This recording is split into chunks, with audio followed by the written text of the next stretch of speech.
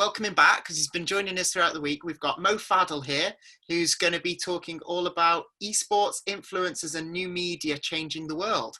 So again, just how esports is helping to develop and grow our gaming ecosystem. Hi Mo, how are you? Hello, how are you doing? I'm good, thanks. Thank you for being back with us again. I watched your talk, I think it was yesterday, wasn't it? And it was it the day before? Day before, exactly. It was on Monday, yeah. It was really interesting about how you're opening up, MENA regions and opening up, growing that gaming ecosystem like I've been talking about.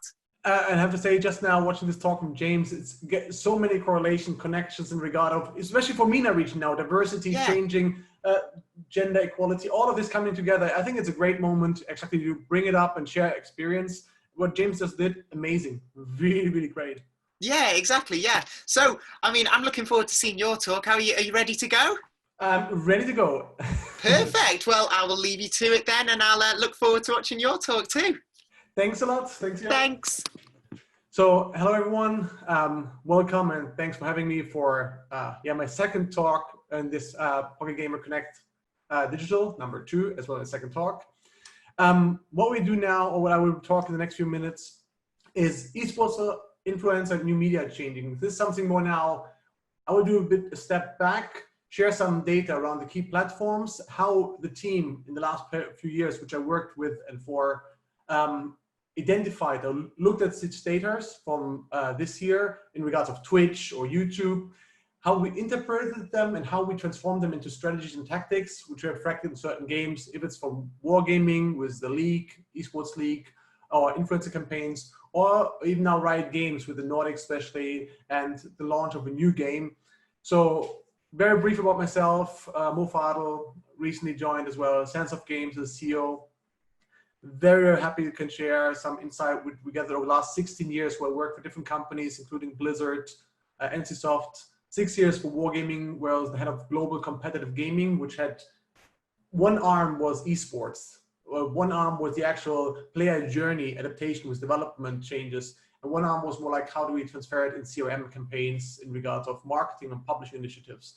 And recent 3 years before my joining now Sandsoft Games, at RIOT Games, head of esports first and head of publishing for the Nordics.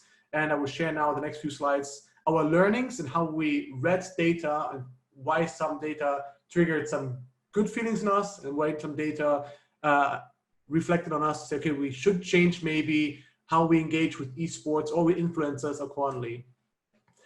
Let's start. So first of all, we all love data. Yes, we do. Data aware, but not data driven. Very good motto for everyone. Something very brief, and sorry, these are now, we just caught out of our internal reports and reports from the industry as well.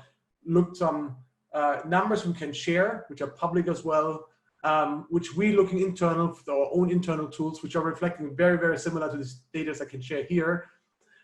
This example-wise is a very basic average growth view of Twitch. Nothing new. Everyone saw it a billion times. Okay, we saw in the beginning 100,000 viewers, now an average concurrent viewers 1.4+ million. A good growth, makes sense. But when we looked at this internal as well, especially right in Wargaming before, we looked at more important was for us the actual influencer / content creator stats in comparison. I take for these few examples Twitch, and then we move over to YouTube. Why was it for us very important to understand that there are more influencers coming into those platforms? It's something very important to understand that with the more influencers, naturally we have way more content diversity, meaning in regards of not only games, lifestyle. Lifestyle is by far right now is one of the biggest genres or group in Twitch. People watching other influencers or content creators painting, dancing, playing chess, playing board games, and they interact. The more content creators there are, the better it is, even if the numbers are not correlated to this in regards of viewership, because you could see viewership before is steady, and here we have even a higher increase of new content creators. This is good because this reflects over the next 1-2 years, the viewers will increase as well because we have more diverse content, which is more appealing to different users and audiences. This being reflected as well, we can see in the year-on-year increase in Twitch viewers, especially now I took the slide for a certain reason because At the end of the presentation, I'm going to talk about one of the recent activities where I was part of with Riot Games and Valorant to a certain degree, what I can share. March 2020, something big happened as well on Twitch, which we'll talk in a moment, but you can see the growth and behavior-wise. And you can see there was, numbers go down end of November in 2019, which you will see in a graph in a moment as well. But I will explain why there was some key things happening which changed this through influencers and momentum in the industry. At the same time, just to be very fair and equal as well, to show YouTube, these are slides you can find anywhere, but when we looked at them, we're looking for them at very key elements here. Something very important for us to understand: YouTube, yes, with YouTube VOD and YouTube Live, like YouTube Games, is great, but this is not the most important part from my perspective with YouTube. YouTube is the most important part, is the social platform element it has, meaning it allows users to engage through comments. The influencers and content creators often ask, here, please leave a comment. So this is already one element. It's not really advanced, to be very transparent, but it's a part which becomes a very endemic experience for the viewers at home, that I become an active part of the content. Not this VOD, but the next one, which the creator creates, or the streamer when I chat with them. So as a social media platform, YouTube is performing amazingly well. When you look at the US alone, 80% of the adults who are on those platforms have an account there to share their voice, to like, dislike, connected to their behaviors, to their favorite, to their searches, to their discoverability as well, which they use for YouTube in regards to content they like, which is reflected as well, if you look at it, comparing to all these social media platforms, where YouTube is in comparison, especially the last years. And this is something which is important for us to understand if we engage as game developers or content creators with influencers, that we see it's not only that we want to have ads or show our games on those platforms like YouTube. It's very important that create content which allows the users to engage in a social way, that with commenting, create content which allows them to respond to it, to ask questions, reflect on it, build a storyline. Just don't make one piece, especially on VODs or streaming, one piece where you close it. This we will talk in a moment next slide, especially in regards ads, or if you buy influencers, which is something which we will talk as well, which is not always the best approach if you go to the biggest one for certain reasons, because the biggest influencers or content creators are often not the ones you want. You often want the smaller influencers, the B and C level, who have several thousand followers, but who are way more loyal to their actual content creators than the big superstars who are just it moment right now. But on this a bit more later. This slide, especially the right one, is very important for us to understand. YouTube is right now the second biggest platform in regards of entertainment after Netflix in regarding the digesting of content. But it's number one in regarding of platform which allows ads.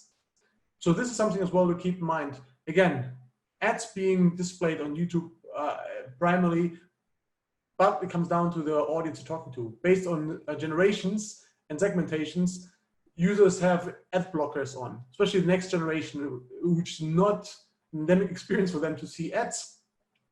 We'll have tools on the system which blocks all the ads, so you just burn more or less your, not only money, because if you have a UA campaign, you often pay for a certain stepping point, but you burn your time if you create ads and to target audience which is not even interested to see ads, where you will not even penetrate them.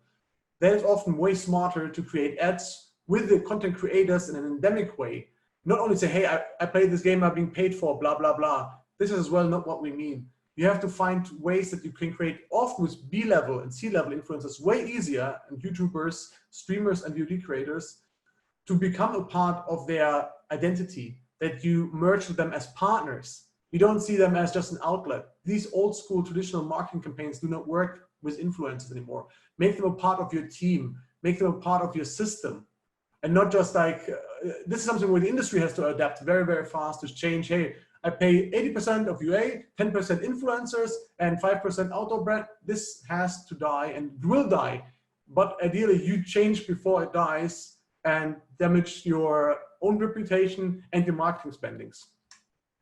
Very fast. Well, we're good in time still. Again, sorry, a lot of slides, just the data. And when we looked at data from our side at WARGAMING and at RIOT, from my perspective, head of publishing, when we look at data and how we read them, This was as well a very interesting one. We saw the new platforms coming in as well, and YouTube Games doubling down as well at the same time. And you could see that viewers' behaviors and viewer time spent is changing accordingly, especially between YouTube and Twitch right now. You see Mixer on the bottom, very more like, I don't want to say flat line, because there's a steady increase. Mixer made some big things, as you may know, last year, Q4, in regards of PR campaigns, activities. And you can see there was a big spike happening naturally, where a lot of influencers, content creators started to create channels on Mixer because they thought, well, it's going to be the next thing. And they jumped on it. But when you see it going back to this one, the viewership, the community did not make this massive jump. So it's not that easy if you have like 2 or 3 big influencers joining somewhere, suddenly you recreate a complete new platform. No, this is a battle between those platforms, Godzilla and King Kong, which is for the long run. And the one who really make the first big change of these platforms in regard, not only of influencer systems, this is key. Content creators need a good system for these platforms, which make sure that the content creator can sustain, they can have an income, they can focus or do what they love, making content for these platforms. Second thing, which all of these platforms still struggling, is to make an actual interactive experience. We are in a time now where games are the main driver of active entertainment creation. The content I create as a player, active, I created. Netflix, I passively still, even if it's made for me, but I passively just digest it. Even YouTube and Twitch, I digest more passively, but I become a part, I chat maybe, or I give some likes or dislikes. This technology, whoever fixes these things and tunes them over the next years to come, will have a massive, tremendous advantage compared to all other platforms in the industry. And it doesn't mean it has to be one of the big ones. Most likely it will be a newcomer coming in, smart, fast, nimble, with a new cool feature, which suddenly makes the audience say, wow, this is cool. All it takes then is that they are B and C level influencer jumping to this platform, and we see a big revolution happening there. Based on this, I would like just briefly talk about one slide. Technology evolves around experience. There's one company, there are many technology companies, but one especially, which I'm very fond of. Over the last few years, I met many times with Christopher Kadali from GENVID and his team, and I see what they created, something which always resonated very strongly with the team and myself. They take the stream, your game stream, they dismantle it more or less through the system, the actual elements, and put it together with an overlay, which offers then in the actual channels where the user and the viewer is, a very unique experience based on the individual user. Imagine I'm watching my favorite streamer, but I want to watch a different viewer, a different team member of his team. Such technology allows me to jump without big infrastructure. With RIOT recently, we had the same, we did this as well with Twitch, when Twitch adapted now this technology to a certain degree that you can see different angles of different players and different system. There are technologies already out there which do it on a way more immersive and way more frequent and faster level than the big platforms who try to adapt. So as a player, I get a way better experience with this. On top, a lot of influencers and esports teams especially have heavy hard time to position their sponsors. Not when they play in the big leagues, especially the big esports teams, when they train, when you see a Faker doing his streams, he has sponsors. If he can put the sponsors in as well in a relevant way to his actual gameplay to feel, make them a part of the gaming experience without alienating the game itself, this is something where technology companies like GENVID are working on to tune it even more, and something which I like a lot. And this is something we're going to talk about, how the big platforms have to change to make the experience actually an interactive, active experience for the users. This is something where such technologies, GENVID and others who work on it, allowing me as a player to maybe reward my favorite streamer when they're playing with enough pings, with enough likes, with enough actions. We can maybe spawn something in the game. Naturally, it comes down to the balancing, as James pointed before. If it's esports, naturally you want to limit it to maybe just cheering, that your players see how many people are going crazy on certain moves being reflected within the gameplay, at least on the stream, you know, that you create hype like a stadium. But if you have influencer, where most content happens on a day-to-day basis, not on esports leagues. It's happened on day-to-day streams where all the interactions, 95% of content is being created through influencers through a day-to-day stream. There, you have way more freedom to create different experience around entertainment, which are to entertain the audience, entertain your players, and make them an immersive entertainment experience of the game. And this is something technology like GENVID is creating right now, and others do, which will be a game changer. As soon a platform makes this a part of a normal experience with a good system for influencer content creators, there will be a massive change in regards of numbers and shift in power. Very brief now, learnings from past experience. Wargaming. And there's something for all developers out there. At Wargaming, we tried to create esports based on the norm. 2012, when we sit with the team, we want to create esports. Esports at this time was 5 versus 5 mainly, certain color, certain style. World of Tanks was a 15 versus 15 game, completely disconnected from esports. Even the audience, who the game was made for, was an older audience. But we wanted to be esports because we had as well appeal, and we had a dedicated team, and we were fully passionate. So we created a mode within the game, which turned into esports, 7 versus 7. And the next year we realized we have to change the map. The next year we have to change capture points to be fair, so no one has an advantage. It comes down to skill. So over the years, we moved more and more away from the core gameplay and created an esports experience. But the big issue was, as soon the player went into the game and want to show what they saw the pros are doing, like Navi or Whips Pro example, or Hellraisers, they experienced something very different. They suddenly saw a game which was nothing like the esports stream. It was 15 versus 15, different maps, even layouts. So the capture points were not the same. And there was a big disconnection happening.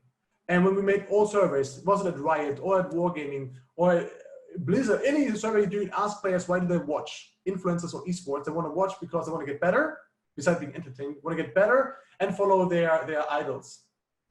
So naturally, we had a very big issue there that we didn't offer this transition that you can actually, what you see, you can put into the game. So based on this, we had to change the strategy again completely. That's something Wargaming did over the last few years as well, moving away from this hardcore esports, disconnected from the core gameplay, and moving back to influencers. And sorry, this is a horrible crop from Quickie Baby, the picture. Quickie Baby example is one of the strong big influencers in Europe. And he makes very endemic, cool content based on the core gameplay. He makes reviews of tanks. He is a trusted source of the community who grew with Wargaming from 2011 onwards, where he was a small influencer to one of the big ones with several 100,000 viewers per session. And we even tried to use Quickie Baby to turn into esports, but even a Quickie Baby influencer could not turn a game which was disconnected from the core gameplay, the esports experience, into the actual game. So in the end, we moved back to the original games Wargaming did, moved back to clan wars, to 15 versus 15, and focusing double down on influencers to reflect this gameplay with high skill and playing with certain pro players from the past to live this momentum on, but in a very normal gameplay what any player would experience. And this as well reflected very strongly the first tournament, then afterwards, after 3 months done this happening, or 300,000 participants worldwide in a tournament for World of Tanks participating, when the tournament was suddenly created in a way more natural gameplay feeling instead of forced esports. So very, very important, don't force esports. As James said before, it's not for everyone, esports. It has to fit your game and your audience. Last but not least, very briefly, let's talk about Riot. Riot, we all know esports. Riot is the definition. I had the chance last 3 years working with one of the most talented and experienced teams in the world, as part of Riot, learning a lot how the Riot philosophy and culture really made this movement for them. From an esports perspective, creating a game with a sport for generations as a core gameplay with nothing changed, transforming into a sport, an entertainment and game experience which should last generations. And you can see it leveled up. Then the Worlds became a brand for itself, the biggest esports in the world. What Riot did brilliantly there, doubled down in creating brands, styles, music, working with artists. Imagine Dragon example, Rise, this video where you get goosebumps. Even if you don't play it, you watch this video. My friends and family who are not gamers at all, they listen to it. They feel, hey, this is a cool anime. This is a cool story. This is something which touches me on a level which by the human core, which there's a story, there's a hero, he or she, they beat everyone, they beat the odds, they overcome it. And this is something which Riot created tremendously well with esports and mixing with influencer lately to create a cultural movement which catapulted them from just game esports publisher to entertainment company for the future. Just recently as well was Arcane announcing on Netflix now, going out of the streaming live to YouTube, to now Netflix, but from become an endemic part with the content, because the audience, which is now on Netflix, grew up 10 years ago with the core gameplay. They are aware of what happens. They have some touch points because Riot was League of Legends, was always there on all those platforms in a very endemic way, either esports or through influencers or through music. And this is something just recently reflected very well with the latest launch. And finally, the S in Riot Games came as well with Valorant, the big one. And this is something where Riot created something very unique regarding of technology using. Riot used the technology which was there before, which Twitch offered as well before. When players wanted to have like keys, they got off like a beta or alpha key, they received this. This was a picture a lot of people disliked. But it explained a very new system, which in the end is not perfect, but it was a new element which allowed us to work with influencers and not paying millions at all, nothing, because influencers know their business better than anyone else. If you sit down with influencers, and what we did as well, especially in the Nordics, I was driving with a lot of A, B, and C level influencers, telling them, we're going to launch a new game. Be a part, help us playing. They played early on, testing. They become a part of improving the game, during development even. And then when we launch it, we're going to do it over Twitch. You will be the one who's streaming. You and a few others, key selected ones, will be the ones streaming, and keys will only go out through this system. So naturally, the influencer knew they don't care about a paycheck. They care about a game they love, which resonates with them. Plus, they knew they will create content which is unique, and the companies incentivizing my channel, my brand to grow, because only through these few channels you get a key to the game you want to play so badly. And then this, when in the beginning, remember, we started the peak in March. One of the key initiatives was Valorant and the initiative around streaming. And players started to watch because they wanted this message in the top right. You got a drop, you got a key. And don't get me wrong, it's not the best system. There's a lot of things to be improved. There was this outcry about a lot of bots, people watching without watching. It's true. But this is not the reason why you should not do it. This is a reason why you should do it and improve it, do it better. This is what we're good at. We should not be behind a generation in regards of how we engage with our viewers. Right now, we still are in regard of marketing, tools we're using, thinking. We're too slow to adapt to the market. And this is something, an opportunity for you, all of us now, take the learnings from Riot, especially for Valorant with the drops, take it, improve it. Look at technology platforms out there which do an amazing job, integrate them and make influencers a core beat of your game.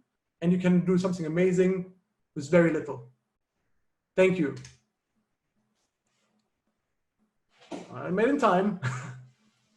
Hey Mo, yeah, no, don't worry, we've got time. I know, a bit of time for some questions as well, if you're up for some questions. Always, because it's an interesting topic, and we went a lot of data. I showed a lot of data for purpose, just to understand how we at WARGAMING, Riot, and myself looked at data, read them and transformed them into actions, especially regarding influencer management, to see, hey, this is something where we don't have to pay 100 million for a launch campaign. You pay nearly nothing, but you pay travel, get influencers in, build relationship from the get-go. And this was a very big game changer. Yeah, exactly. Yeah. I mean, so one of the first questions we've got is, with the new reality created by COVID, do you think there will be an adaptation in esports and influencer markets as well? By default, I would say yes. The only issue which is limiting is the mindset of the industry. And that'd be very honest. Sadly, we are dinosaurs. We are dinosaurs in behaving and adaptation. The technology is evolving faster than we, the industry, can catch up. The generation, how they engage with the technology, when I see my kids, for them it's completely normal. They're sitting with tablets and interacting, and they're like 10 years old. You know, for them it's a complete normal. But us, in regards of industry, marketing and managing it, we are at least 10 years behind. Every now and then we have like this, oh, I found a pearl, like now Valorant did recently with this new tools, technology software. So to answer the question, it will change. The good thing about, if you can say anything good about it, this situation, is we're forced into a world where people said you can never work from home. Now suddenly, oh, it's possible. Yeah. And now people said you can never use influencers, more than 10% of your marketing campaigns. Now they're realizing, oh, you can. So it will change. It will happen for sure. Yeah. No, and Marcus has asked, YouTubers can be a double-edged sword. On the one hand, they can become a very good influencer and free advertisers, but if they are disappointed, they might spread like a bad influence. How can you know basically what they're sort of saying is, how can you manage that situation? Funny, there was another Marcus as well in Wargaming who is my peer. The community strategy using influencers, especially Quickie Baby, I created it, and this person asked me the same question, but what if this person goes bad? And said, yes, this is the risk, this is true. And this is the beauty about it as well, because we always talk about, we are gamers, we're true to ourselves, but we only want the nice PR and marketing. If we truly care about gamers and we treat them as gamers, influencers, which you have, you create them as who they are, influencers, with the good and brand-wise the bad. But in the end, I prefer to have an influencer who tells me honestly, because they care in the community, this is shit, Mo. You should change this, be ashamed of yourself, because it's the truth then. Yeah. No, that makes sense. And then one question I had that I was wondering is, of all the different things that you mentioned and all the different ways that we can get involved, do you see like one sort of default platform or idea that's going to sort of rise above the rest in terms of taking esports to critical mass? This is, I wouldn't say a platform, because there's so many cool platforms, technology platforms coming, rather, and the streaming platforms which adapt and take all the learning from the big ones. I believe really it goes back to what James said. If we find a way to make esports appealing to play and digest on these next devices, those small ones, which we're far from, we are too bad still doing it, that it feels a cool experience to see and to participate. When the company will do this with their first game fully, then I believe it doesn't matter if it's YouTube, Twitch, Mixer, they all will adapt very fast, the whole system, so it fits on the mobile device according to the product. And I think this is going to be the big game changer with the first game who actually does this in a proper way. Many tried, many failed, sadly. Not want to say failed, they learned, but we're not there yet. Yeah, well, fantastic. Yeah, so, well, thank you so much. And obviously, like I've been saying throughout the rest of the days, I'm sure people might have some other questions and they can all continue the chat through the Discord and all the different areas. But thank you for joining us again, another fascinating talk. So thank you so much. Thanks so much. And thank see you later. Take care, bye-bye. See you too. Thank you. Bye.